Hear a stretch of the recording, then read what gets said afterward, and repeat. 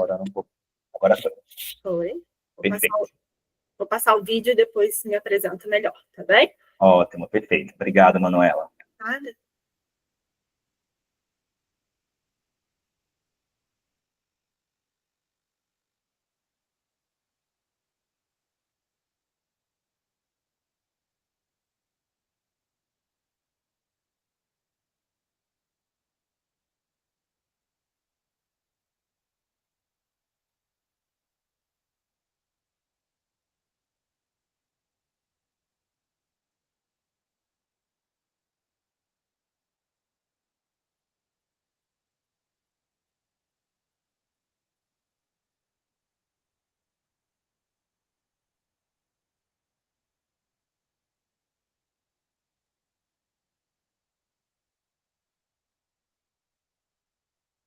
Bom, gente, boa tarde, tudo bem?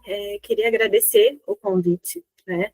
Eu sou a Manuela, né? Como o professor Jefferson falou, eu sou especialista em endodontia e prótese dentária.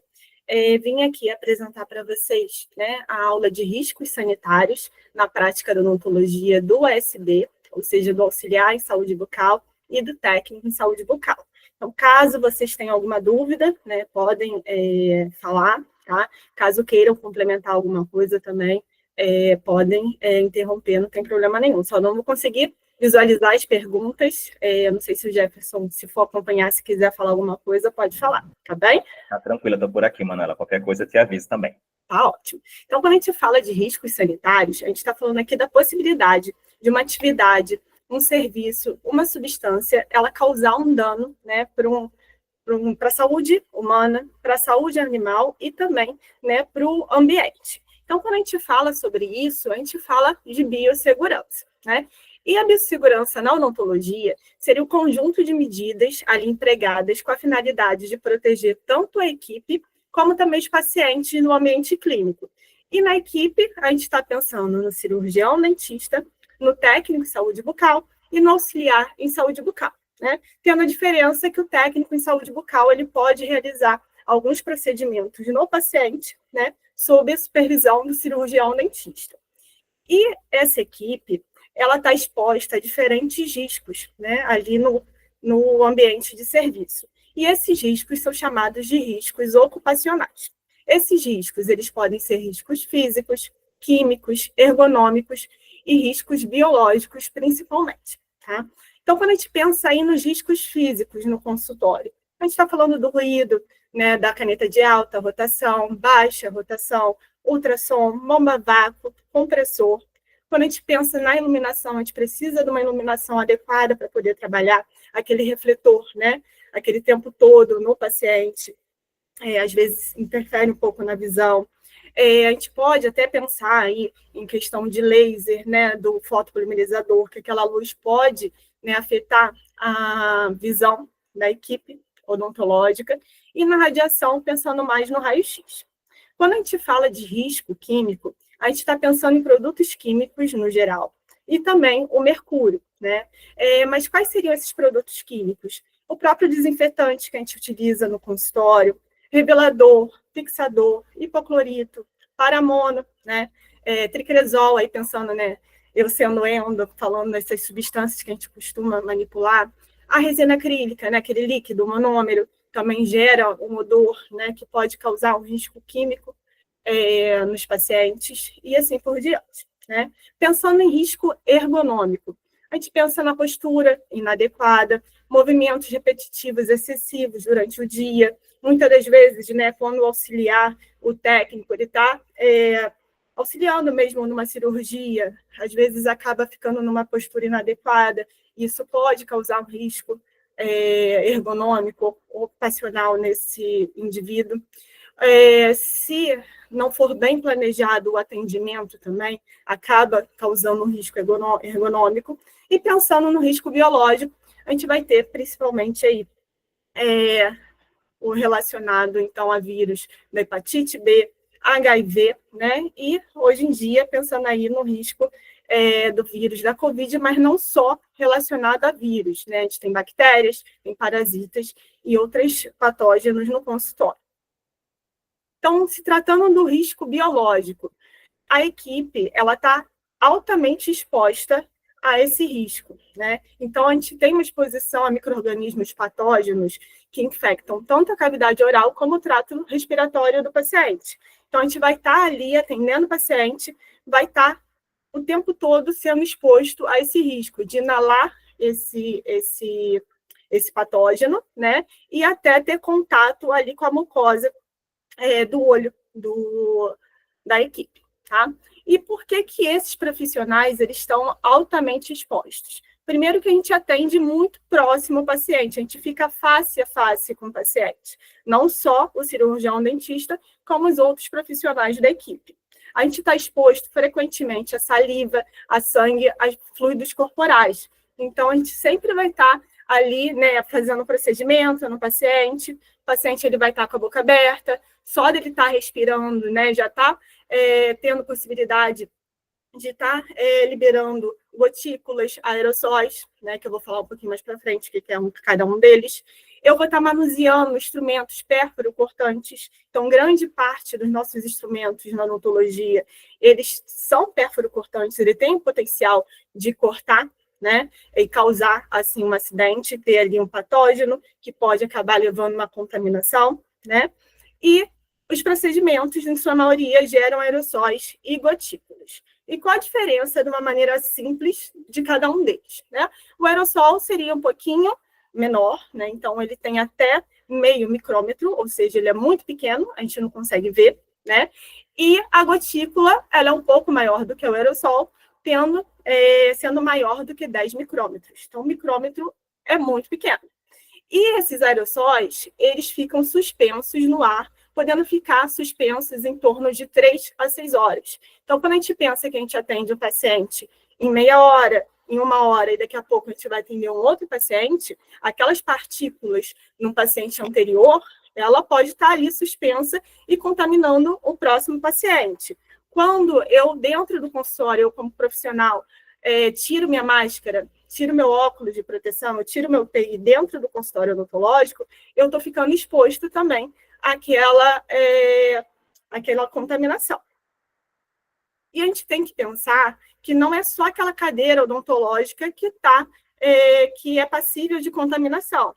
Na verdade, quando tem essa liberação de aerossol, essa liberação de gotículas, é considerado que um raio em torno de 1 metro do paciente da área odontológica, ela tem 100% de contaminação, né? Pensando aí em questão de Covid, tá?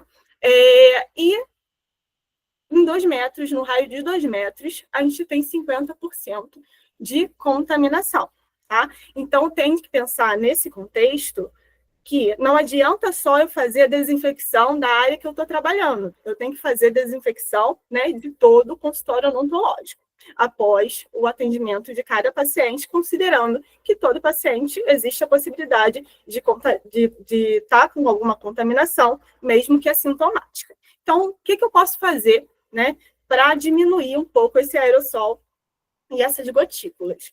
Sempre que possível, eu vou atender meu paciente utilizando sucção constante de saliva, né? Ali, através de uma bomba a vácuo, porque é mais potente, né?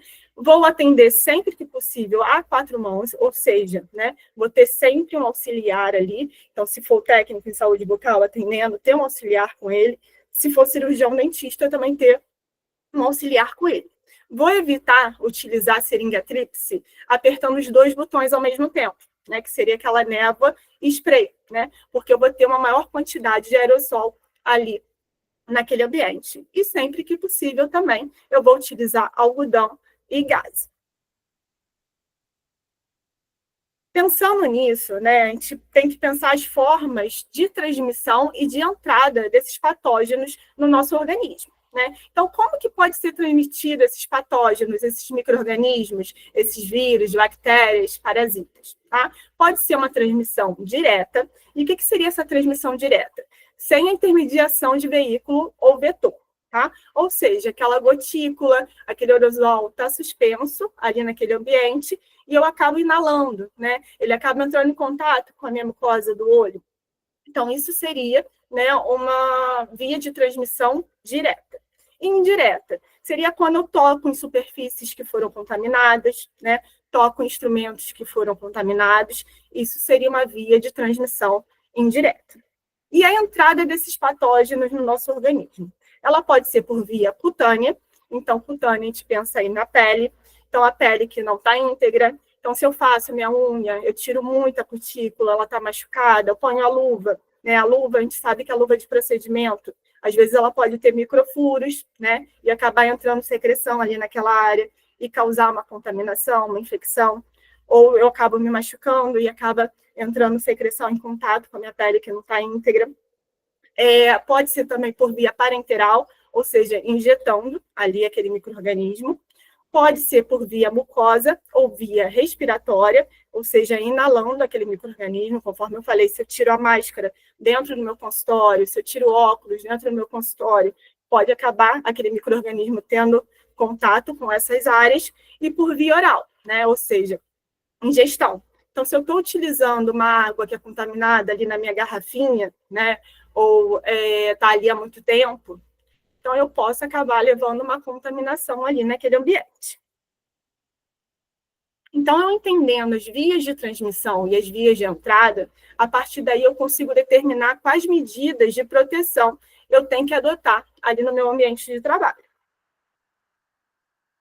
E a gente começa a falar, então, de contaminação cruzada, tá? Então, contaminação cruzada, ela tem como conceito a transmissão de agentes infecciosos entre paciente e equipe e vice-versa, tá? Então, como que essa infecção, essa contaminação cruzada, ela pode acontecer? Do paciente para o profissional, então, quando a gente pensa em profissional, a gente pensa toda a equipe ali de saúde bucal. Então, de que forma isso pode acontecer? Né? O paciente vai chegar lá, ele pode estar com alguma infecção, né? Que pode acabar transmitindo para toda a equipe. Então, se eu não uso máscara para poder atender aquele paciente, né? Ou se eu uso a máscara da maneira inadequada, ou se eu fico colocando minha mão na máscara que eu estou atendendo, né? Eu posso acabar me contaminando. Se eu não utilizo óculos de proteção, eu também posso acabar me contaminando. Se eu não faço a desinfecção na área que eu estou trabalhando, tiro aquela minha máscara, toco em determinadas áreas, posso acabar contaminando, me contaminando, né, como cirurgião dentista, o técnico em saúde bucal e também o auxiliar, tá? O profissional, ele também pode levar contaminação para o paciente. De que forma que isso pode acontecer? Então, se eu utilizo a máscara incorreta e eu estou com algum problema de saúde, alguma doença infecto-contagiosa, e eu não utilizo o EPI da forma correta, eu posso acabar, né, contaminando aquele paciente que está completamente exposto naquele ambiente. Se eu estou tocando no meu nariz, sem a máscara, e depois acabo tocando naquele paciente, ou nas áreas que o paciente vai tocar, eu também posso causar uma contaminação daquele paciente. Né? Pode ser uma contaminação de paciente para outro paciente. Então, eu não fiz a desinfecção correta daquela sala, ou até fiz a desinfecção correta, mas atendi logo em seguida, né? O paciente tocou naquelas superfícies e acabou se contaminando, podendo ocorrer até na recepção, né? Um paciente do lado do outro.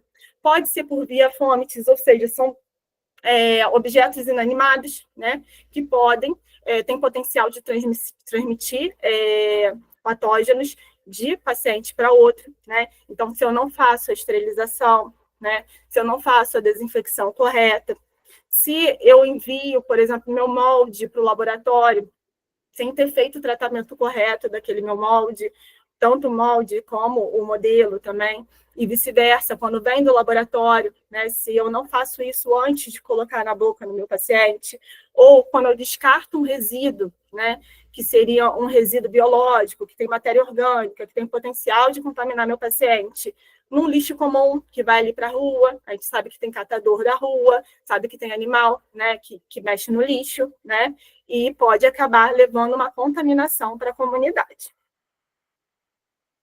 E para isso eu tenho que estabelecer, para que isso não ocorra, né, essa contaminação cruzada, que pode levar a uma infecção cruzada, ou seja, causar doença em outras pessoas, eu tenho que estabelecer medidas efetivas para impedir essa cadeia, tá? E essas medidas, elas são chamadas de medidas padrão. Então, são medidas para diminuir ali a contaminação e, dessa forma, diminuir o risco ocupacional e o risco de transmissão de micro-organismos.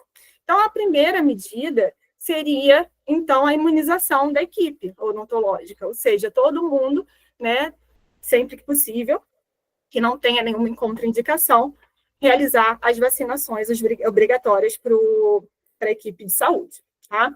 Higienização das mãos, uso de barreiras mecânicas, ou seja, colocar aqueles filmes de PVC ali nas áreas que o paciente vai tocar, nas áreas que eu vou tocar, né, durante o atendimento, o uso de equipamentos de proteção individual, prevenção de exposição de sangue e fluidos, né? Então, sempre que possível, utilizar uma bomba a vácuo, sugar aquela área. Prevenir acidente com instrumento pérfuro cortante. Então, a gente pensando em odontologia, a maioria dos procedimentos, a gente precisa anestesiar o paciente. Se a gente precisa anestesiar, a gente vai precisar de uma seringa carpule, de uma agulha e de um tubete, que geralmente é um tubete de vidro, né? Aquele tubete, quando usa no paciente, ele tem um refluxo, né? Que vai ter sangue ali, por mais que eu não consiga visualizar. Né? Então, ele acaba sendo um resíduo ali contaminante, né? Que tem um potencial de quebrar, né? E cortar alguém. A agulha, a mesma coisa. Então, quando eu vou tampar essa agulha, eu tenho que tampar com a mão? Não é com a mão que eu vou tampar, né? Eu preciso de uma pinça porta-agulha para poder estar fechando, para poder desacoplar aquela agulha da minha seringa carpule e descartar um resíduo adequado. Né? Então, todo esse cuidado a gente tem que tomar para evitar acidentes no ambiente que a gente está trabalhando. E caso ocorra esse acidente, a gente tem que ter um manejo adequado desse acidente. Né? Então, tem que atuar de forma rápida e de forma adequada caso esse acidente ocorra. Né? Além disso, eu tenho que ter um manejo adequado de procedimentos de descontaminação e do destino, né, dos resíduos do consultório. Então, não vou descartar de qualquer forma. Então, essas são as medidas, né, consideradas padrão para a gente evitar ou diminuir, né, a transmissão de micro-organismos. Então, a melhor maneira de prevenir a propagação de doenças é adotar ações para impedir a sua propagação, ou seja, a propagação desses micro-organismos causadores dessa doença. E a gente precisa controlar esses ambientes de risco odontológico. Então, aqui, conforme eu falei, realizar a imunização da equipe. Então, a gente precisa fazer todas as vacinações obrigatórias para o profissional de saúde. E aqui eu destaquei algumas, que seria da hepatite B, influenza, a tríplice e a dupla. Além disso, né, a higiene da mão é essencial. Então, os estudos mostram que é uma das medidas mais eficazes para poder prevenir e controlar infecções. Então, a microbiota que a gente tem na nossa mão tem a microbiota residente, que é uma microbiota mais profunda ali, que fica mais profundamente na pele, e tem a microbiota transitória, né? Que normalmente a gente consegue tirar com mais facilidade quando a gente faz higienização da mão. Então, a higienização da mão, ela é indicada toda vez que tem uma sujidade ou que a mão está úmida, e ela tem que ser realizada com água e sabão, né? Quando que eu vou utilizar a higienização das mãos com álcool, né? Eu vou realizar, ela é eficaz, mas ela é eficaz quando eu não tenho sujidade. Então, se eu tiver sujidade, ela não vai ser eficaz, tá? Então, por exemplo, quando eu tirei a luva da minha mão, se tem talco, tem sujidade. Então, não faz sentido eu ficar utilizando álcool, eu preciso lavar minha mão. Então, sempre que eu tiver a possibilidade de lavar minha mão com água e sabão, eu vou estar lavando com água e sabão, né? E com álcool, o que é importante também frisar, né? Eu preciso passar o álcool e friccionar até que a solução ela evapore e as mãos elas fiquem secas, tá? E antecedendo, então, procedimentos cirúrgicos, são necessários a utilização também, não só do sabão, mas de um antisséptico, tá?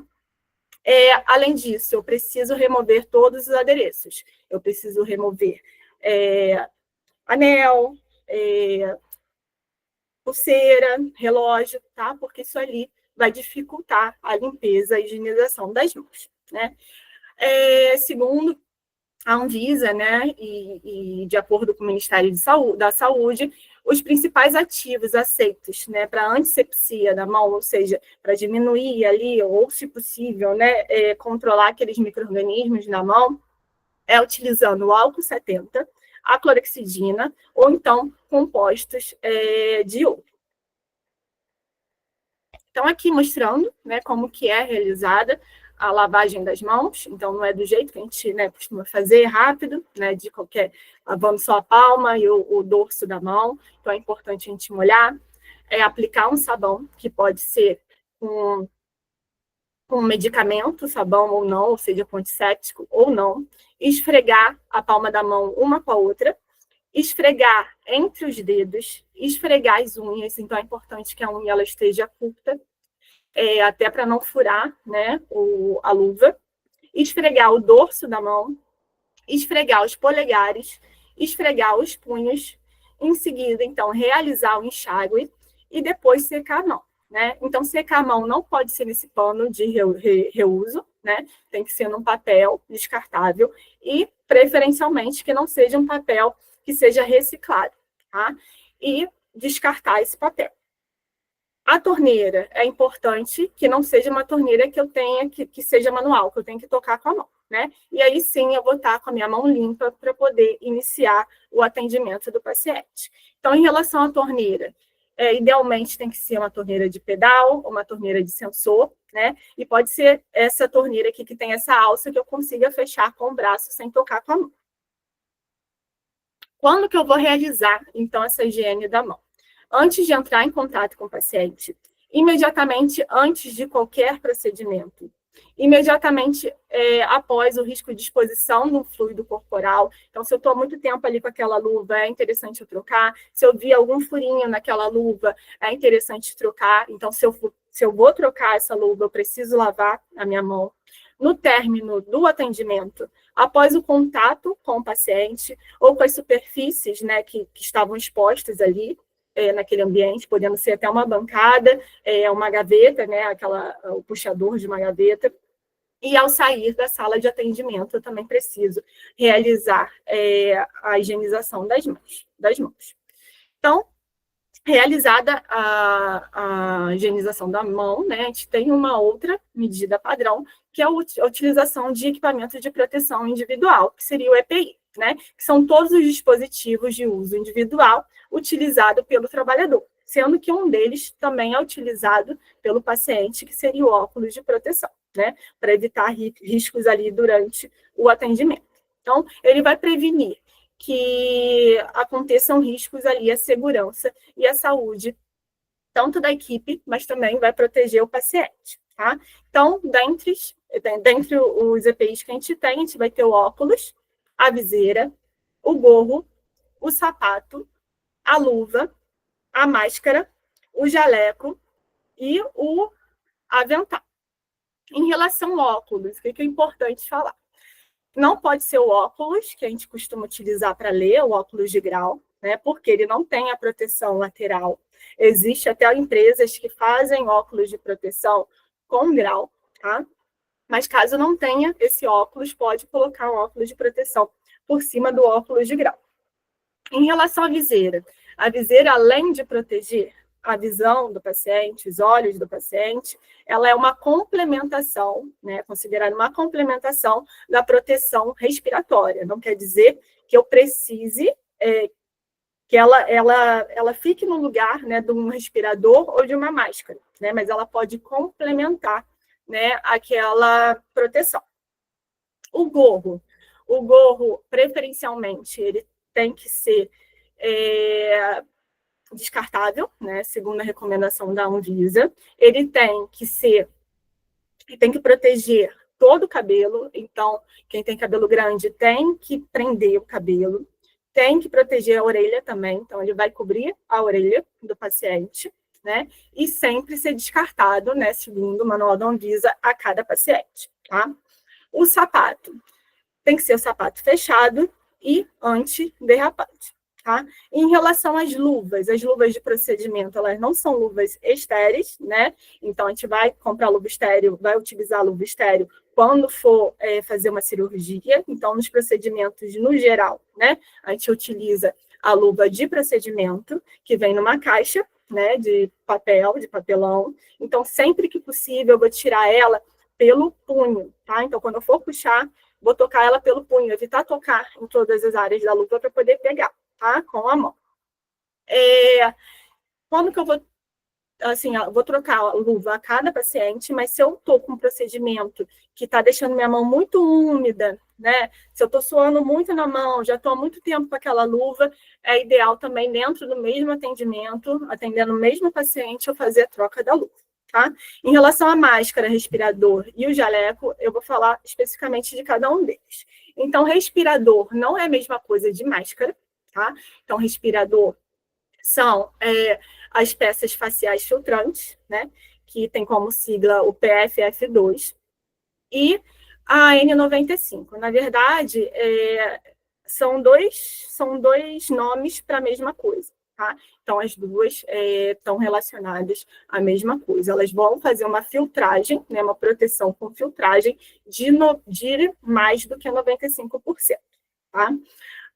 Ela protege contra aerossóis, coisa que a máscara ela não faz. Então, pensando que a gente está num tratamento odontológico, que a gente gera, na maioria dos atendimentos, aerossol, então está indicada a utilização de respiradores, tá? Ela vai proteger, então, contra aerossóis que contenham partículas não biológicas, partículas virais e outros micro-organismos. Em relação à utilização dessa máscara, é preconizado por alguns autores até 5 vezes. O ideal é não reaproveitar, né? Mas pensando em questão de escassez, né? Existe sim essa possibilidade de estar reaproveitando esses respiradores. E se eu tiver que guardar, como que eu vou guardar? Não vai ser num saco plástico, né? Eu vou colocar dentro do envelope pardo ou então em caixas perfuradas, sempre tomando cuidado com a área externa, para não tocar na área externa e na área interna. Esses respiradores com válvula, né, eles são contraindicados, porque a função dele é o quê? Fazer uma filtragem do exterior para o interior, ou seja, está protegendo o profissional. Mas ele não faz a filtragem do interior para o exterior. Então, não vai estar protegendo o meu paciente ou então aquelas outras pessoas ali que estão na minha volta, que é a equipe, né, de saúde bucal. Então, ele é contraindicado. Como que eu vou colocar, né? Primeiro, eu vou colocar aquela alcinha da parte de cima e depois que eu vou colocar a alça da parte da nuca. E para poder remover também, eu vou tocar somente na alça, né? E tirar primeiro da nuca e depois a alça da parte de cima. É importante eu ver se está bem vedado, então vou apertar ali no nariz para ver se está bem vedado, até para não acabar embaçando meu óculos, e se está embaçando meu óculos, está dizendo que não tem um vedamento muito bom. Em relação às máscaras cirúrgicas, ela não protege de infecções transmitidas por aerossol. Então, pensando, né, que um paciente está potencialmente contaminado, é interessante, na odontologia, a gente está utilizando os respiradores. Ela prolonga a vida útil dos respiradores, né? Então, o que isso quer dizer? Eu posso colocar ela por cima do meu respirador em caso de escassez. Tá? Não é que seja recomendado, mas para evitar, para eu poder reaproveitar meu respirador, para ele não ter sujidade ali, porque pode ter respingo durante o procedimento, né? Então, eu posso colocar ela por cima, porque o respirador, né, é mais caro, né? Mas nunca eu vou colocar a máscara cirúrgica por baixo do meu respirador, ou seja, colocar primeiro a máscara cirúrgica e depois o meu respirador por cima, né? Sempre vai ser o contrário. Primeiro o respirador em contato, né, com a nossa pele, e por fora vai ficar a máscara cirúrgica. Em relação ao jaleco, né? Hoje é recomendado a utilização do jaleco de TNT, de manga longa, descartável, impermeável, e tendo um fechamento traseiro, ou seja, fechar por trás. E preferencialmente que ele seja um pouco ali apertado ali nas mangas, tá? Que vai proteger bem a minha pele. A recomendação, né, principalmente ali em tempo de pandemia, é a troca a cada paciente, né? Porque pode ter respingo ali, eu vou estar em contato muito próximo do meu paciente, então trocar a cada paciente. E o jaleco, o avental, ele não é autoclavável e ele não é lavável, ele tem que ser descartado, né? Alguns autores falam que a gramatura mínima é de 50, outros falam que é de 40, de no mínimo 40. A gente tem uma sequência para paramentação, então a gente não vai colocar, né, esses EPIs em qualquer ordem, né? Então, primeiro, a gente vai colocar o jaleco ou o avental. Depois, eu vou colocar a minha máscara ou respirador. Então, pensando aí se é um procedimento que pode, né, causar aerossol, vou utilizar um respirador. Seguido, então, do meu óculos de proteção. E depois eu vou colocar o meu gorro, né, a minha touca. Ou seja, essa touca ela vai estar por cima, vai estar protegendo, né, as alças dos meus respiradores e também a alça do meu óculos de proteção. Em seguida, a viseira, e só depois que eu vou colocar a minha luva. A desparamentação, ela também tem uma ordem, tá? Então, primeiro eu vou remover a minha luva, depois a viseira, depois eu vou tirar o meu avental, depois o gorro, o óculos de proteção e depois o meu respirador ou a minha máscara, né? Então, o que é indicado que o gorro, o óculos e a máscara ou o respirador, ele seja removido fora do consultório, tá? E pensando no auxiliar, né, ou no técnico em saúde bucal, quem for estar ali, ou dentista mesmo, né, fazendo a desinfecção da sala para poder preparar para o próximo paciente, ele continue utilizando o EPI, só que ele vai tirar a luva, né, vai trocar o avental, né, vai descartar, mas vai continuar usando o gorro, o óculos, a máscara, né, vai se paramentar de novo com o avental, botar uma luva de borracha para poder, então, fazer a desinfecção ali, preparar o consultório para receber o outro paciente. Tem algumas considerações em relação à remoção do EPI, conforme eu falei, né? O respirador, óculos de proteção e o gorro devem ser tirados quando sai da sala de atendimento.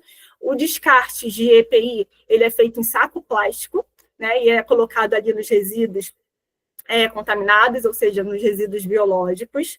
Quando eu vou tirar minha luva, eu vou tocar área contaminada com área contaminada, ou seja, aqui nessa primeira imagem está mostrando, vou tocar a parte externa com a parte externa, conseguir tirar uma luva, a outra mão, né, que está sem luva, eu vou tocar por baixo, na parte interna da minha luva, né, para poder, então, descartar a minha luva. A mesma coisa em relação ao meu jaleco. Eu não vou ficar tocando na parte externa do meu jaleco, né? Só da parte interna, né? Daquele avental, para poder, então, descartar no resíduo contaminado.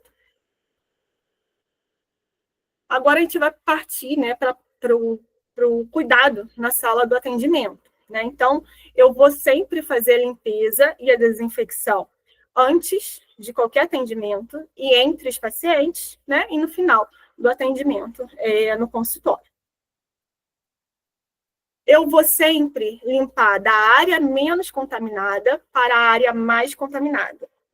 De cima para baixo e de dentro para fora, tá? Então, sempre eu vou limpar as superfícies mais distantes ali do equipo, né? Fazer desinfecção, para depois ir para a área mais contaminada, que é aquela área mais próxima do atendimento do paciente. Então, pensando numa cadeira, né? Eu vou fazer a descontaminação de cima para baixo, então, no refletor e indo mais para baixo, tá? E de dentro para fora. Então, se eu estou pensando numa mesa, eu vou trabalhar de dentro para fora, para fazer desinfecção.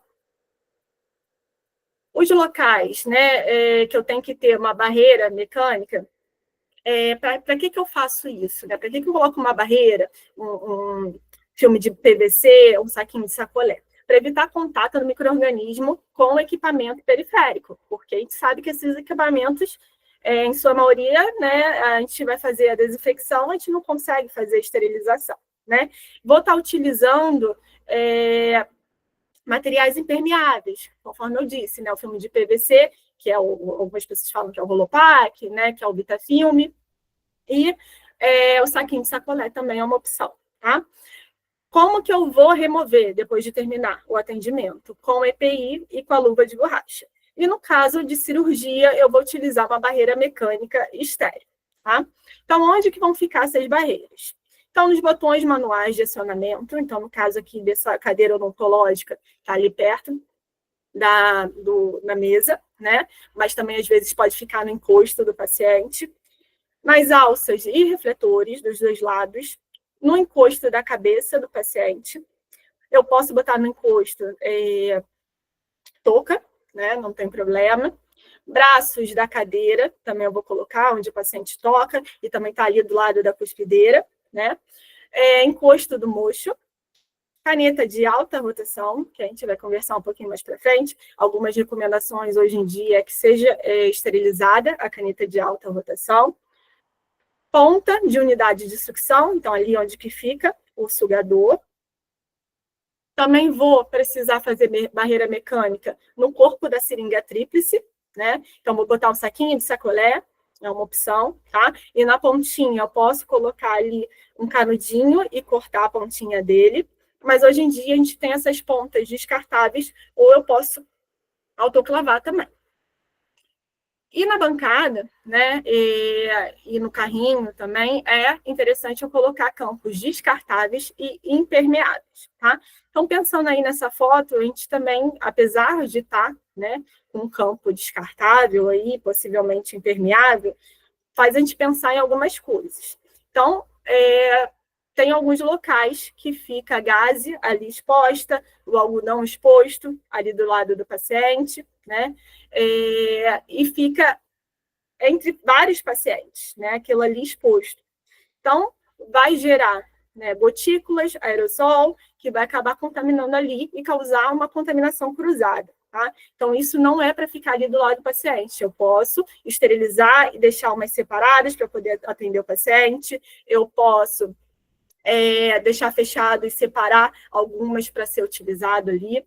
Além disso, o descarte ali, né? A gente costuma jogar gaze com sangue ou com saliva, algodão na lixeirinha. Também não é interessante, a não ser que eu faça a esterilização dessa lixeirinha. Então, eu acho que é mais interessante a gente colocar um saquinho de hambúrguer colado ali com uma fita crepe do lado. A gente vai descartando e depois joga tudo no lixo biológico, tá? Ou, se eu quiser usar essa lixeirinha, eu tenho que cobrir ela toda com saquinho para ela não ficar em contato direto ali com aquele ambiente que é contaminado.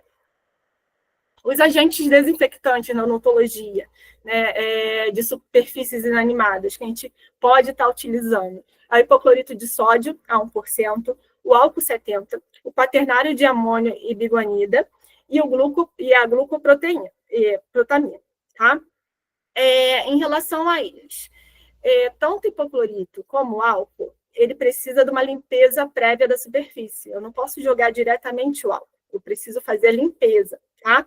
Porque ele é inativado, ambos são inativados na presença de matéria orgânica, então acaba não sendo eficaz, tá? Além disso, né, essas substâncias, elas danificam o acrílico, a borracha, o plástico, deixam eles endurecidos, tornam eles amarelados. Então, em lugar que faz muita endo, que usa muito hipoclorito, que suga bastante hipoclorito, aquela mangueira, com o tempo, ela torna endurecida. Então, sempre depois de um atendimento, a gente tem que limpar essa mangueira também e passar ela na superfície da cadeira odontológica, que é plástico, que é borracha, né? Acaba danificando.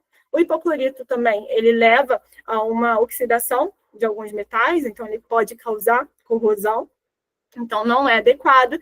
E sendo álcool, se optar em utilizar álcool, tem que fazer limpeza prévia, né, dos dois, tem que fazer limpeza prévia, mas o álcool tem que friccionar por 3 vezes, né, para realmente eu estar fazendo uma desinfecção.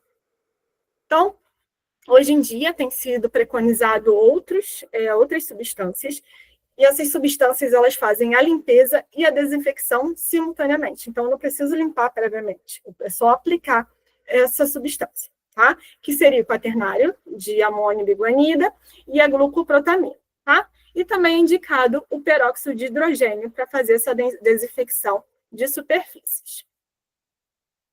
Como eu disse, a mangueira a gente tem que fazer a limpeza. Então, pensando ali naquela mangueira que a gente fica sugando, né, que suga saliva, suga sangue, até outros fluidos, né, pus.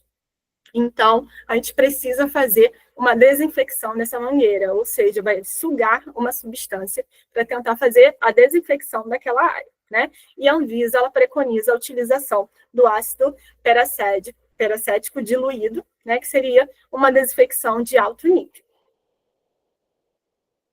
Então, após o atendimento, terminei o atendimento no meu paciente, eu preciso remover essas barreiras físicas, tá? E onde que eu vou jogar? Vai ser no resíduo contaminado. Então, eu vou jogar no lixo biológico, né? E a gente vai falar de cada um deles mais para frente. Promover a desinfecção das superfícies da cadeira odontológica, do equipo, retirar as canetas. Então, usei caneta, não vou deixar a caneta ali e passar um álcool na caneta, né? Eu vou tirar a caneta, colocar ela na bandeja, né, para poder encaminhar para o expurgo. Idealmente, né? Eu não vou botar na bandeja, pegar a bandeja e levar lá para o expurgo, eu preciso colocar dentro no container, num pote plástico, para poder levar sem nenhum risco de acidente, né? Então, até para proteger aquele ambiente. Todos os instrumentos expostos são considerados contaminados e devem ser lavados e esterilizados. O que isso quer dizer?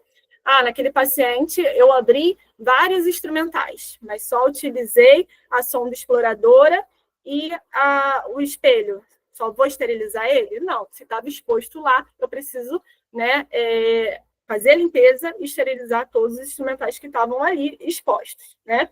E preciso desinfetar as superfícies externas de todos os frascos e recipientes. Então, se eu fiz uma resina, se eu usei aquele tubo lá, aquela bisnaga de resina, eu preciso, não tem como, né, esterilizar, então eu vou fazer a desinfecção daquelas superfícies para poder, então, guardar.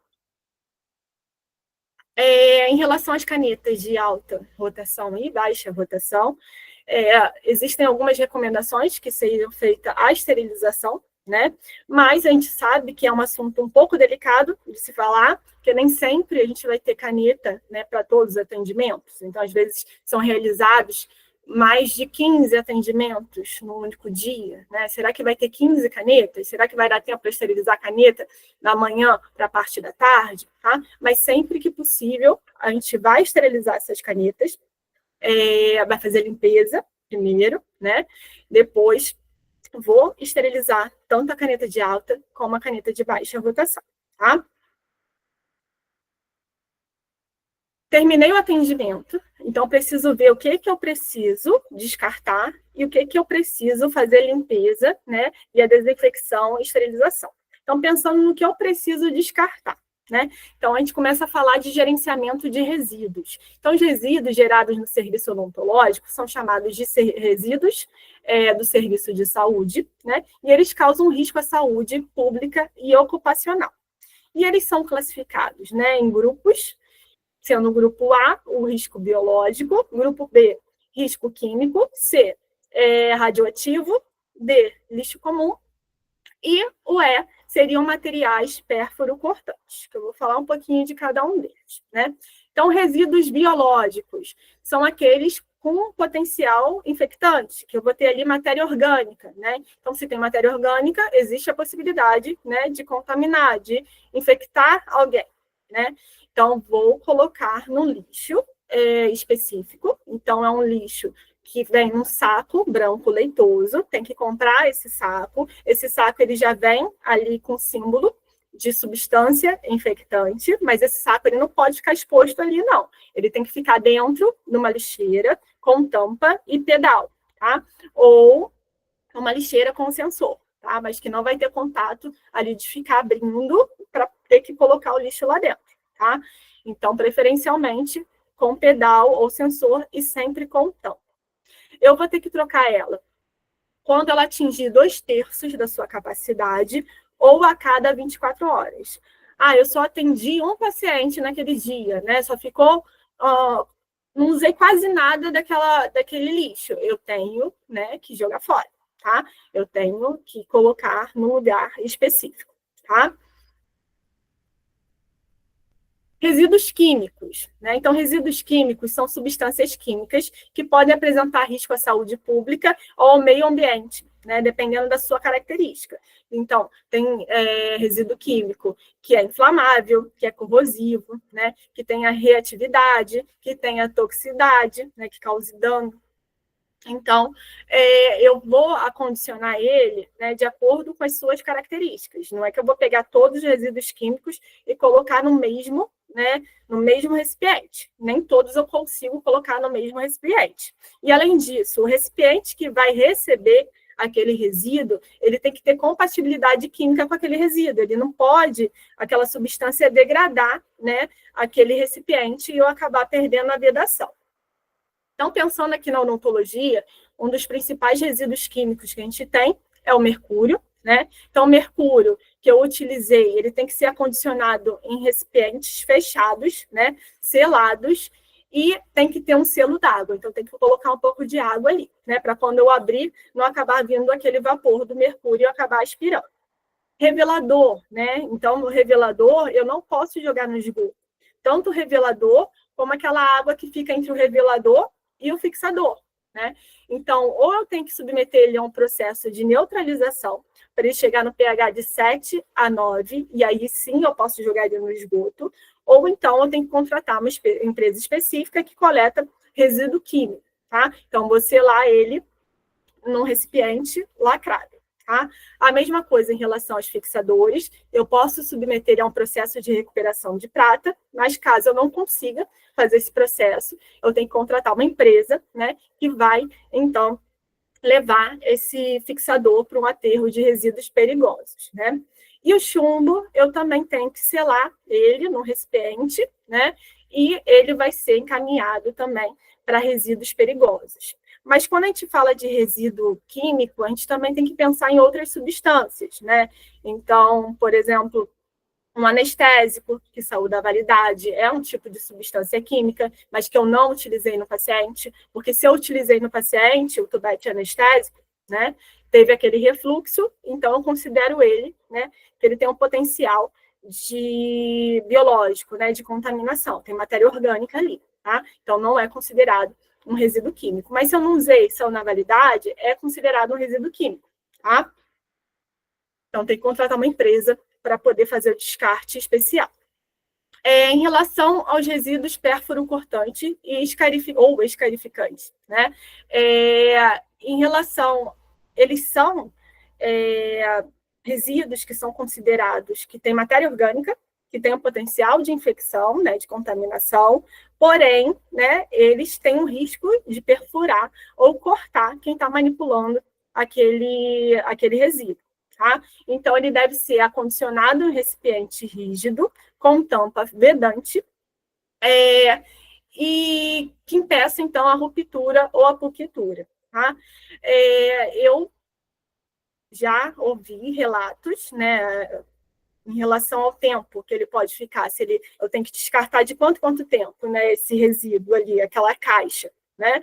Tem pessoas que falam que tem que ver o bom senso, né? Não tem que esperar. Imagina o seguinte, eu uso muito pouco, né? Eu descarto muito, eu uso muito pouca agulha, coisas que são pérfuro-cortantes. Eu posso deixar aquilo 1 ano? Usei 2 ou 3 vezes. O que diz é que a gente tem que usar o bom senso, a Anvisa ela não traz uma norma específica, e outros já dizem que tem que ver, né, o que o fabricante ali daquela caixa ele diz, e eles dizem que em torno de 30 dias. Tem que, né, abrir uma outra caixa. Resíduo comum. Então, são aqueles resíduos que não apresentam risco biológico, químico ou radiológico à saúde. Então, são comparáveis àquele lixo utilizado em casa. Então, são lixos de escritório. Então, o papel que eu estava usando lá no consultório, né, que o paciente secou a boca, não é considerado um lixo comum, a gente descarta ele no lixo biológico. Então, a gente está falando aí lixos de escritório e de banheiro também, tá? Então, descartei o que eu precisava descartar. É importante saber que o consultório, né, o lugar que a gente está trabalhando, ele precisa contratar empresas para poder manipular esse resíduo. Esse resíduo, quando eu termino de utilizar, por exemplo, o resíduo biológico, que eu tenho que tirar a cada 24 horas, eu não vou deixar em qualquer lugar, então tem que ter um lugar especial dentro da área que eu trabalho para poder, então, receber temporariamente aquele resíduo até a empresa especializada em coletar. Tá? Após eu descartar esse resíduo, eu vou, então, trabalhar com aquele meu instrumental que eu preciso fazer a limpeza e a desinfecção ou esterilização. E aí a gente começa a falar de fluxo e processamento de artigos, né? E artigos nada mais é do que aqueles instrumentos que eu utilizo ali no consultório. Então, vou fazer o processamento dos artigos, que compreende a limpeza, desinfecção ou esterilização. Então, tem um fluxo, e eu preciso seguir esse fluxo, né? Então, o artigo ele vai chegar sujo, numa caixinha fechada, ele veio lá da minha área de atendimento, então ele vai lá para o meu expurgo, né?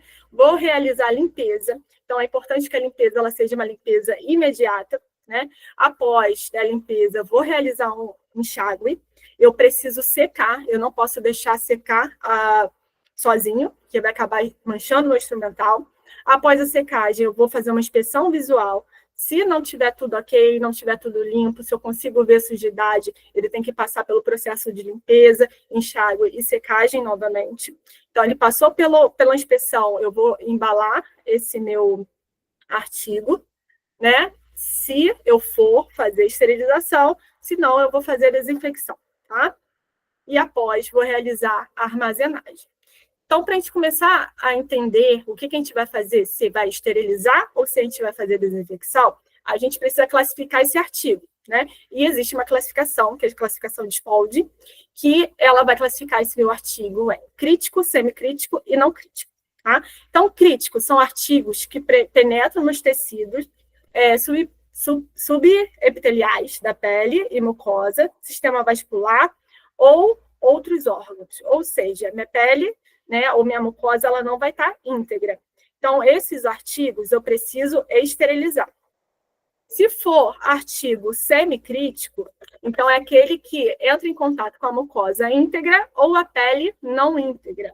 Então, eu posso esterilizar ou fazer a desinfecção de alto nível, mas sempre que possível e sempre que o material permitir, né, que ele não seja termosensível, eu vou fazer a esterilização desse artigo, tá?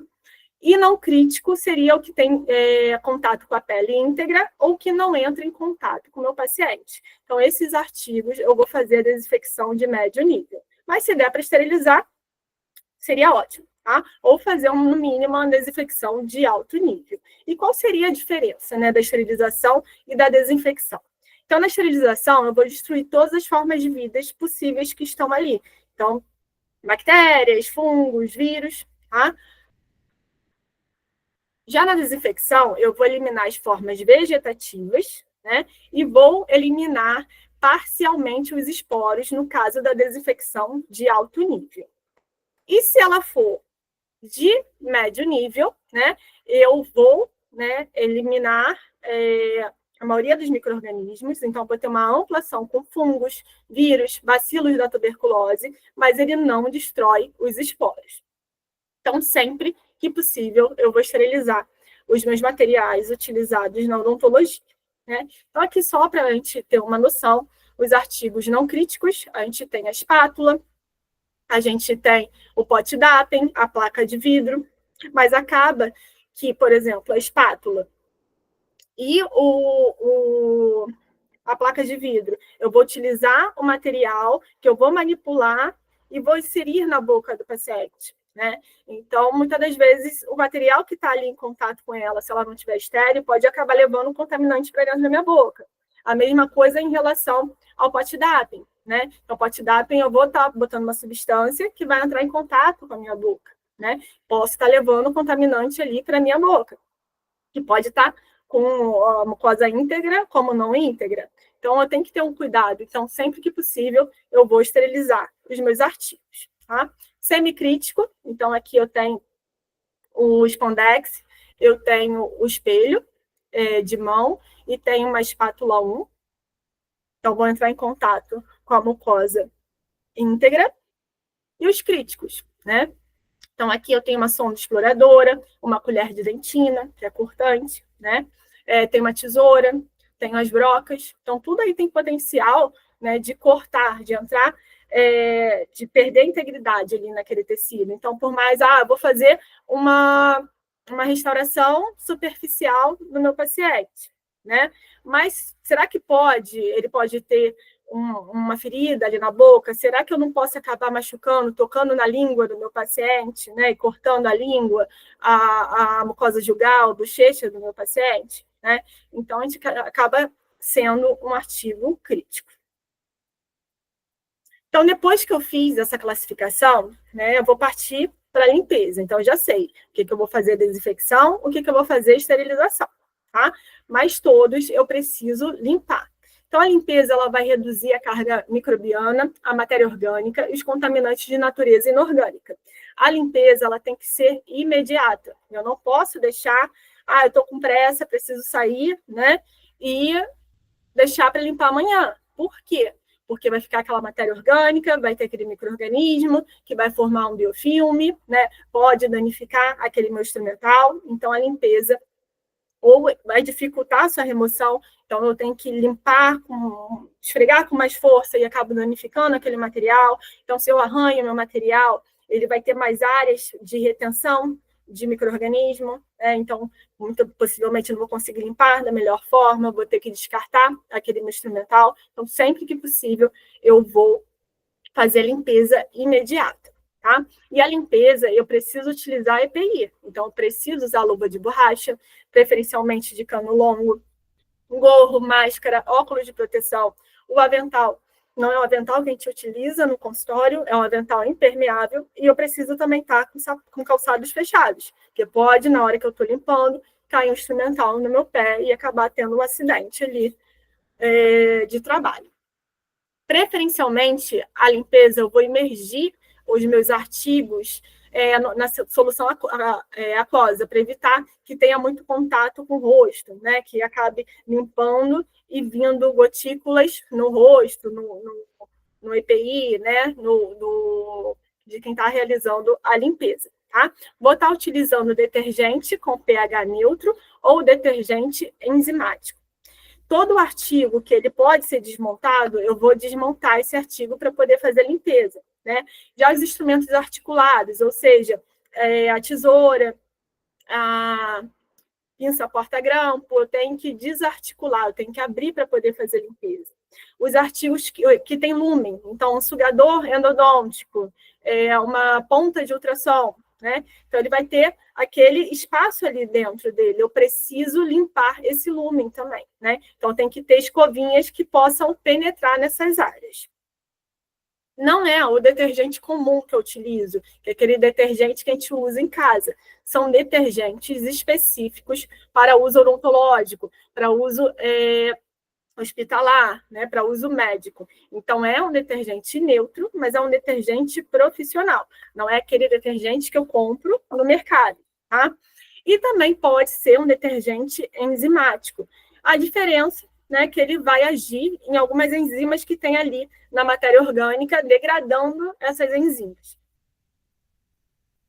Vou imergir, né, no sabão enzimático, se eu optei em utilizar o sabonete enzimático, né? Então, eu tenho que ver como que meu fabricante fala para utilizar esse sabonete enzimático. Então, eu tenho que diluir esse sabonete, ele é pronto para uso, então eu não preciso diluir. Quanto tempo ele tem que ficar ali, né? Qual a temperatura? Então, tem alguns que eu tenho que deixar a água um pouco mais morna, né? Uma temperatura específica. Então, tudo isso vai estar sendo orientado pelo fabricante. A limpeza, eu vou estar utilizando, eu não posso usar esponja, aquela esponja que a gente usa em casa, porque tem um risco de eu me machucar, né? E tem um risco também de arranhar meu material. Eu vou utilizar escovas macias de cabo longo. Se tiver lumen, né? Se tiver aquele espaço interno, eu preciso usar escovas que penetrem ali para poder fazer a limpeza. E no caso de brocas, né, eu tenho a escova de aço para poder estar passando nessas brocas. Não posso passar essa escova de aço em qualquer instrumental, porque pode arranhar, né? Então vai ter retenção, ajuda a acumular micro-organismo, a formar biofilme, e eu vou acabar não tendo uma limpeza adequada. Temos também a limpeza mecanizada, então, antes eu estava falando da manual, a utilização de escovinhas, né? A limpeza mecanizada, ela é o ideal, né? Porque a manual tem o maior risco de acidente, então tem o risco de me cortar, de me furar, né? Tem o risco daquela água contaminada acabar indo com matéria orgânica, possivelmente contaminada, acabar indo em contato, né, com o nosso rosto, por mais que a gente utilize EPI. Então, preferencialmente, eu vou utilizar a limpeza mecanizada, através, então, do uso de lavadoras de jato de ar, ou lavadoras com ultrassom de baixa frequência. O que é importante? Sempre antes de cada ciclo, eu fazer a desgasificação prévia, ou seja, eu vou deixar completar um ciclo sozinha para poder tirar todas as bolhas, né?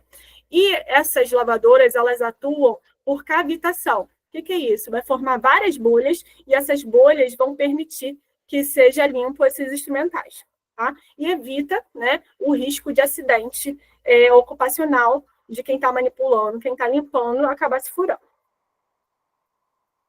Após a limpeza, eu vou fazer um enxágue. O enxágue tem que ser numa água potável, corrente, livre de metais pesados, porque esses metais pesados podem se acumular nesse instrumental e acabar manchando esses instrumentais. E no caso de lúmen, eu posso enxaguar, eu devo enxaguar eles com uma pressão, né, com bicos de água sob pressão. Então, o que isso quer dizer? Se eu tenho uma cânula endodôntica, eu posso pegar uma seringa com água e fazer uma pressão interna lá para poder limpar, tá? A mesma coisa em relação à ponta ultrassônica. Após, eu vou, então, fazer minha secagem, né? Então, como eu disse, a secagem não pode ser eu deixar lá secando, porque vai manchar meu instrumental. Se mancha, né? Tá degradando ali a superfície daquele meu instrumental. Às vezes eu não consigo tirar aquela mancha. Pode ser feito com pano limpo e seco, exclusivo para essa finalidade, então não pode ser utilizado esse pano para eu poder limpar as superfícies do meu consultório. Secadora de ar, quente e frio, estufa regulada para este fim, ou ar comprimido medicinal, e também eu posso usar toalhas descartáveis de alta absorção, tá? E depois vou descartar essas toalhas. Após, eu vou fazer a inspeção visual, então vou ver se está tudo limpinho, posso usar uma lupa para ver se está tudo limpo, tá? Se não tiver, vou voltar todo o processo, né? E em casos de liga metálica que pode sofrer corrosão, como, por exemplo, o aço de carbono, né? Tem algumas brocas que são feitas de aço carbono, que podem levar a corrosão durante o processo de esterilização, eu posso, então, passar nelas, né, antes de esterilizar, leite mineral hidrossolúvel ou produtos similares. Então, se aquele instrumental ele vai ser utilizado, ele é termosensível, né, eu não posso esterilizar, vou fazer a desinfecção, né? Ou, né, no caso, conforme preconizado, se ele é um artigo semicrítico, vou fazer uma desinfecção de alto nível. Se ele é um artigo não crítico, né, vou fazer uma desinfecção de médio nível. O que eu preciso fazer? Então, eu posso usar algumas substâncias. Então, de médio nível, a gente tem o álcool 70, né? Então, tem que mergulhar ali no álcool 70. E no caso do hipoclorito, também vou mergulhar no hipoclorito. Então, quais as vantagens e desvantagens do álcool 70? Então, ele é compatível com artigos metálicos. Eu posso fazer desinfecção de tubetes com álcool 70. Porém, ele é inativado em matéria orgânica.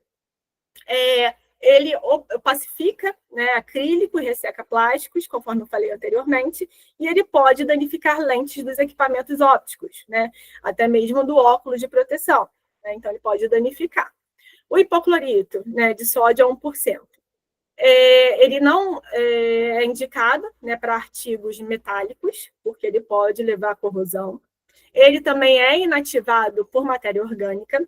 Ele é instável, então depois que eu abro ele, se eu demorar muito tempo para utilizar, ele perde o seu efeito, né? Ele não pode ficar em vidros transparentes, né? Que ele também vai perder o seu efeito, e ele é corrosivo. Desinfecção de alto nível, né? Então, a Anvisa recomenda, né? Pelo menos o manual de Anvisa, que já está um pouquinho desatualizado, né? Que foi em 2006, a publicação. O glutaraldeído a 2%, sendo que o glutaraldeído a 2%, ele já foi proibido numa época, e ele tem uma questão de manipulação, né? Ele pode causar danos, né, para quem está manipulando aquele material, então tem que ter um cuidado muito grande. Então, hoje em dia, não se utiliza mais o glutaraldeído.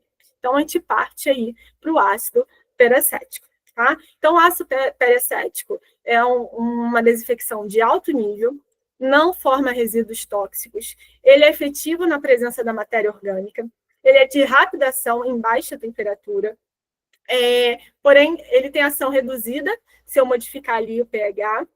Ele é instável quando ele é diluído, então, se for o ácido peracético que eu preciso diluir, eu tenho que tomar um cuidado, porque depois que ele é diluído, eu tenho tempo para poder utilizar ele, normalmente é em torno de 1 mês, e ele é corrosivo para alguns tipos de metais. O que é importante em relação ao ácido peracético também? Eu tenho fitinhas, né, que eu posso comprar separadamente ou vir com eles, para eu poder ver como que está a sua ação, né? Então, com o tempo, ele vai perdendo, se eu diluo ele vai perdendo aquela ação. Então, eu posso ficar regulando ali, né, para ver se ele está com a porcentagem que eu quero trabalhar e não acabar perdendo a eficácia, tá? Em relação à desinfecção de alto nível, após fazer a desinfecção, eu vou lavar com água, né? Então, não pode ser água da bica, né? Tem que estar estéril. E também eu vou secar com pano estéril, tá? E eu não posso demorar para usar. Então, normalmente é para pronto uso, né? Já vou utilizar logo no paciente.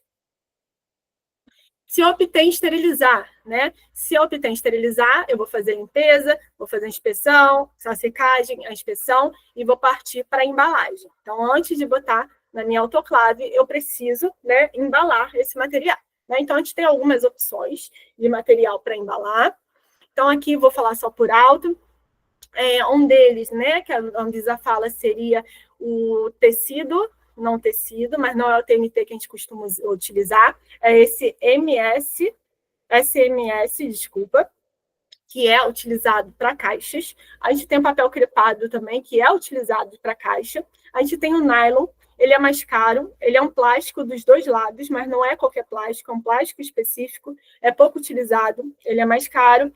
Então, o que mais a gente utiliza é o papel cirúrgico, que pode ser envelope ou pode ser em bobina, tá? O envelope, ele pode ser autoadesivo, como não sendo autoadesivo. Então, se for bobina e não for autoadesivo, eu preciso utilizar, eu preciso selar com uma seladora. Não posso fechar, né, com fita, tá? Nem fita, mesmo que seja fita zebrada, eu não posso fechar, tá? Porque não vai ter um vedamento bom. Então, olhando aqui o envelope, a gente vai ver que tem duas cores. A cor rosa e a cor verde, tá? Então, quando a gente utiliza a autoclave a vapor, quem muda aqui é o rosa, que ele vai ficar marrom ou preto. Mas se eu utilizar uma esterilização de óxido de etileno, que normalmente a gente não utiliza, né, na odontologia, a gente utiliza a vapor, quem vai alterar a cor aqui seria o verde, o rosa vai continuar igual, quem vai alterar o verde, que vai ficar marrom ou preto. A selagem indicada é uma selagem tripla, por mais que seja numa seladora, ou então que tenha uma espessura maior de 1 centímetro para ter uma selagem boa. Outra coisa importante, eu dobrar nessa medida aqui, que quando eu colar, vai colar numa parte do papel e numa parte do plástico, tá? Se eu virar completamente, vai ficar um espaço vazio aqui, que vai entrar micro-organismo com o tempo. Então, não vou ter, né, uma esterilização. Assim que eu tirar da minha esterilização, vai contaminar aquele meu material, tá? Então, não é para dobrar direto. O meu não tem marcação. Então, você vai virar de uma maneira que toque, que colhe tanto no papel e no plástico. Então, vou ter que ter uma faixa ampla de selagem, em torno de 1 centímetro, desculpa, reforçado. Se eu não tiver esse 1 centímetro, eu tenho que reforçar, fazer 3, tá? E a borda, eu preciso deixar uma borda aqui para eu poder abrir, tá?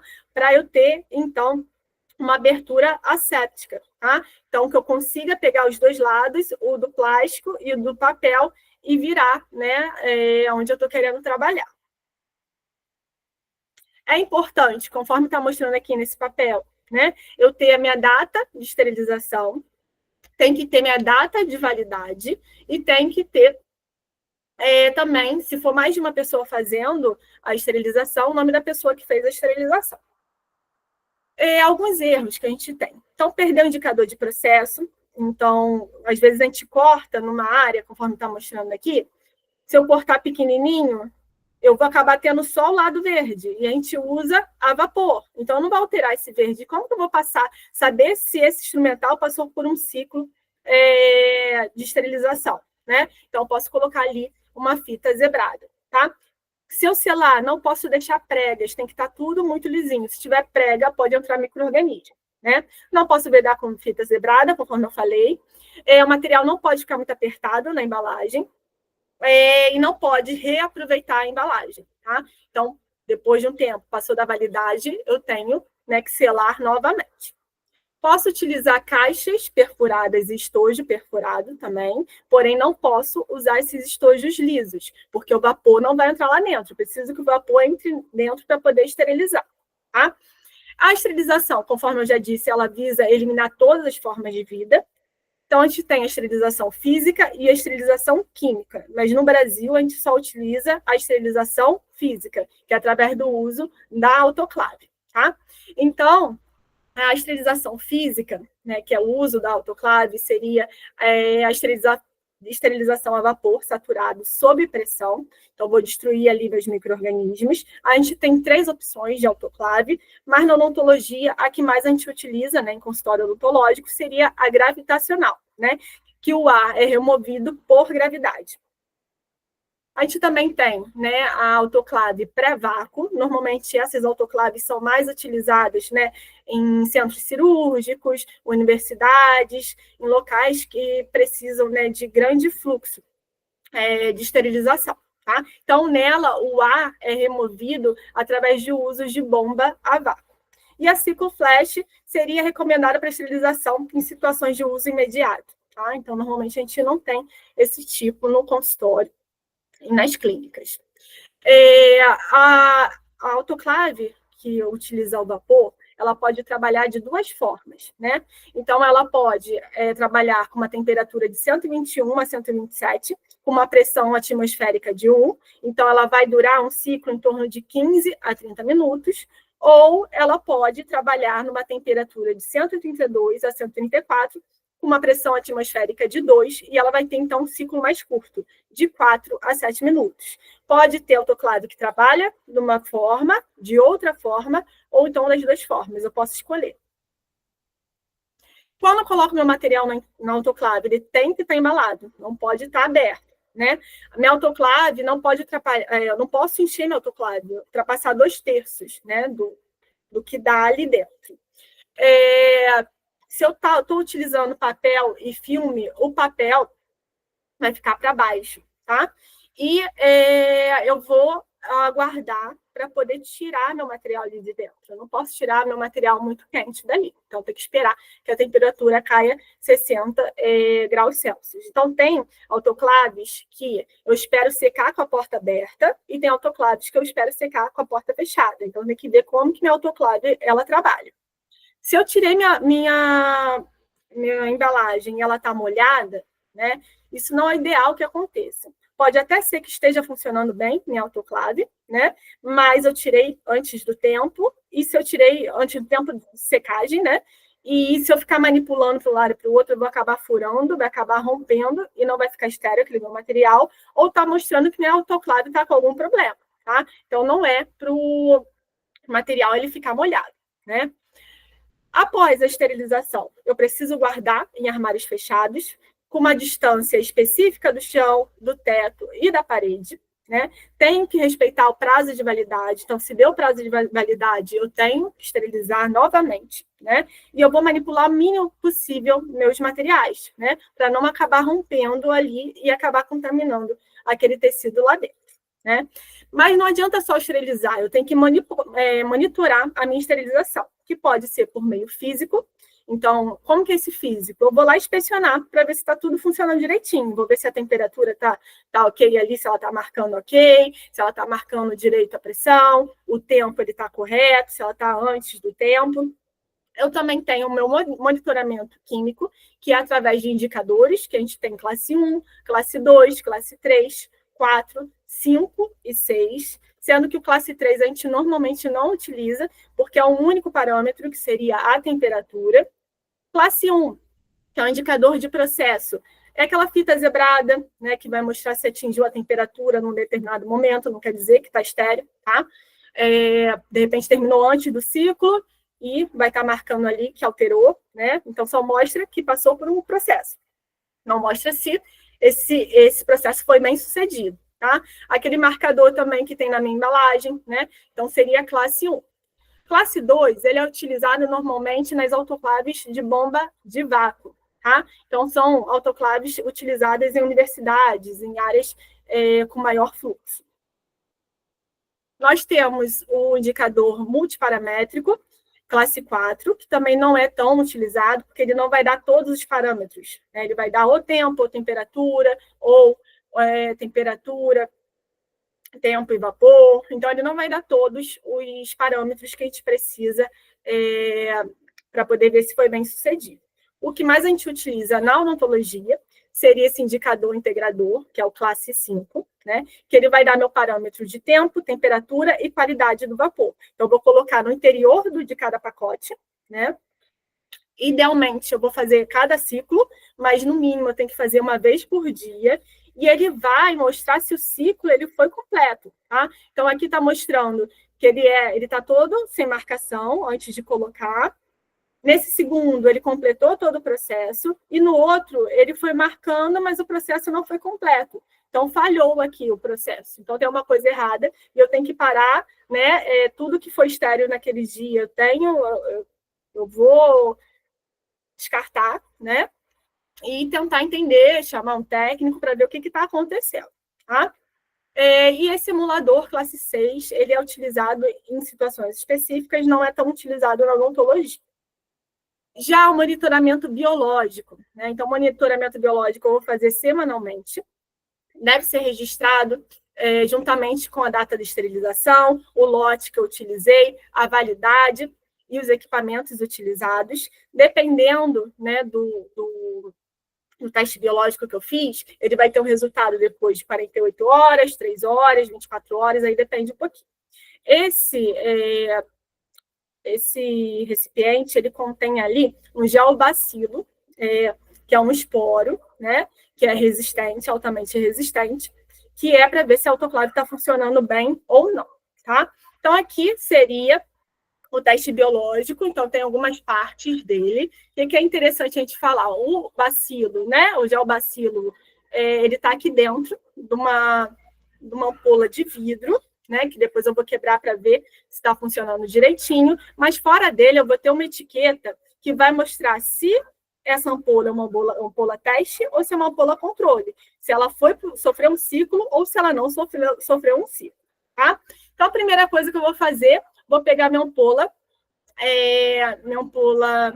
teste, vou colocar numa autoclave, então vou colocar na área de pior acesso, lá atrás ou perto da porta, ou entre ali alguns materiais que eu estou esterilizando naquele momento. Depois que completou o ciclo, vou esperar esfriar, vou tirar da minha embalagem, vou colocar aqui na minha incubadora, então preciso também da minha incubadora, vou colocar 1/3 dela e vou tocar contra uma parede, que eu vou conseguir quebrar aquela ampola que está lá dentro.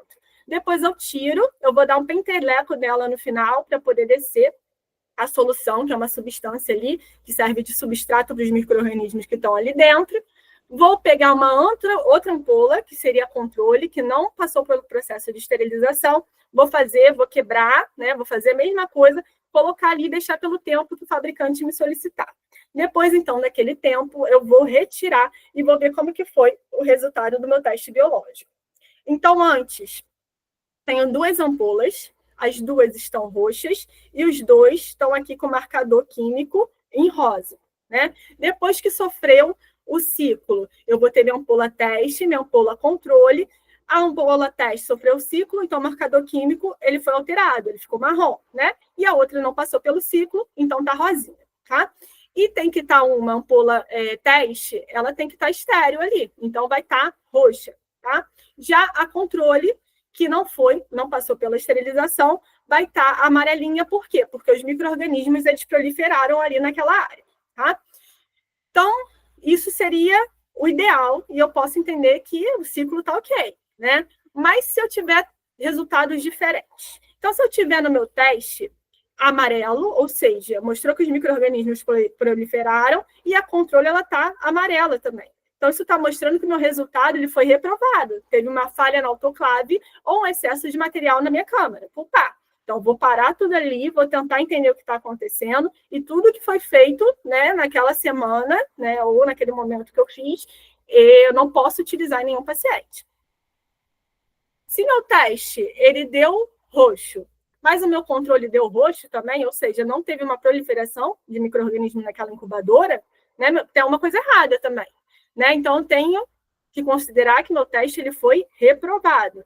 Teve uma falha na minha incubadora ou no meu indicador biológico. Então, a mesma coisa, né? Vou ver o que está acontecendo ali, vou tentar sanar. Pode ser que seja, tem que chamar o técnico, né? Se é uma falha na minha incubadora, eu tenho que comprar uma outra incubadora ou mandar para o conserto, né? Pode ser uma falha no meu indicador biológico, então pode estar ruim. É importante se o meu controle e meu teste ser do mesmo lote, né? Então tem que usar do mesmo lote, não pode ser de lotes diferentes, né? E ver o que está acontecendo e paralisar até que o problema seja sanado. Tá? Deu tudo certo, eu preciso registrar. Então, eu vou tirar aquela etiqueta do meu teste biológico, vou tirar do controle e do teste, tá? Vou colar ali no meu registro e também meu teste químico, né? Classe 5, eu preciso colocar ali também, tá? Então, aqui só para mostrar como que é uma ficha de resultado que eu peguei de um fabricante, né? Então, eu vou colar aqui a teste. Então, a teste, ela vai ter que ficar roxa, tá? E a ampola controle, que ela vai estar o quê? Amarela. Se tiver assim, eu considero que meu teste ele foi aprovado. Eu tenho que colocar o dia que isso foi feito, então tem que fazer semanalmente, né? E vou colocar aqui no resultado. Após, né, aquela ampola que está contaminada, que foi minha controle, vou colocar dentro do envelope, vai passar pelo processo de esterilização, né? E depois eu vou descartar num lixo, aí isso varia um pouquinho, né? De recomendação para recomendação, mas o fabricante ele diz que você pode descartar num lixo comum, tá? E outros autores falam que é para descartar no lixo pérfuro cortante, porque você tem uma ampola ali que pode cortar alguém, tá? É importante também eu fazer a manutenção da minha autoclave, então preciso limpar minha autoclave. Se eu estou vendo que minha autoclave está suja, né, eu preciso passar uma esponja com sabão, sabão neutro, limpar ela por dentro, semanalmente ou sempre que eu achar que ela tem sujidade. Em relação ao prazo de validade de esterilização, é um assunto controverso. Então, segundo a Anvisa, o prazo de validade ele deve ser determinado pelo próprio serviço, porque isso varia, né, do que vai ser utilizado, do tipo de embalagem que é utilizada naquele serviço, mas de uma maneira geral, né, e também depende da vigilância sanitária de cada local, é em torno de 7 dias, né, o prazo de validade. Aqui é a bibliografia que eu utilizei. Alguém tem alguma dúvida?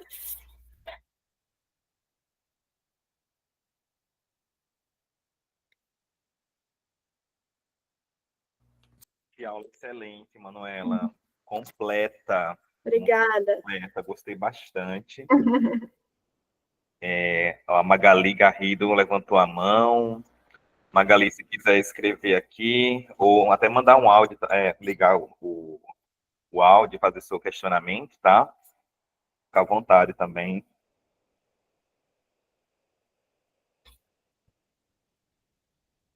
O Alan divulgou aqui para vocês, gente, também o Google Docs, que é para vocês fazerem o registro da frequência de vocês. Eu estou aqui, eu já disponibilizo? Você pode disponibilizar, Manuela, se você puder, por favor.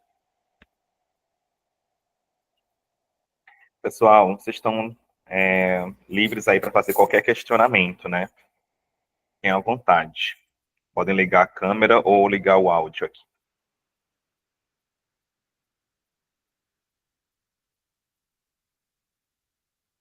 Eu só não consigo ver mais vocês. A gente deixa só uns minutinhos, sabe, Manuela? Só para o pessoal fazer o registro, é rapidinho.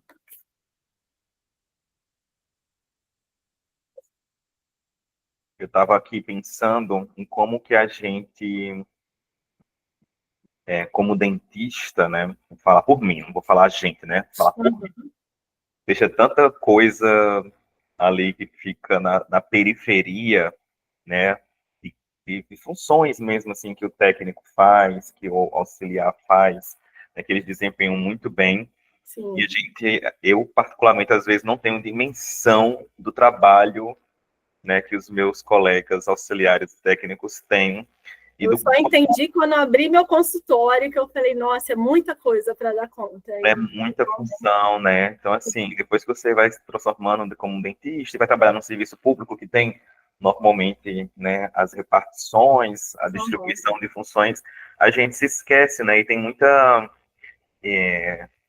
ciência por trás de tudo isso, né? E muita coisa legal também, né? Assim, legal, eu falo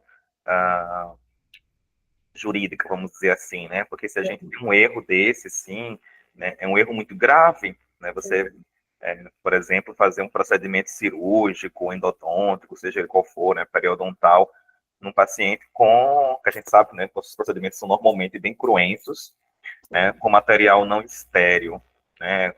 Tem ali, ou que foi, né, tentou fazer de alguma forma e deu errado, e tem ali um remanescente de algum esporo.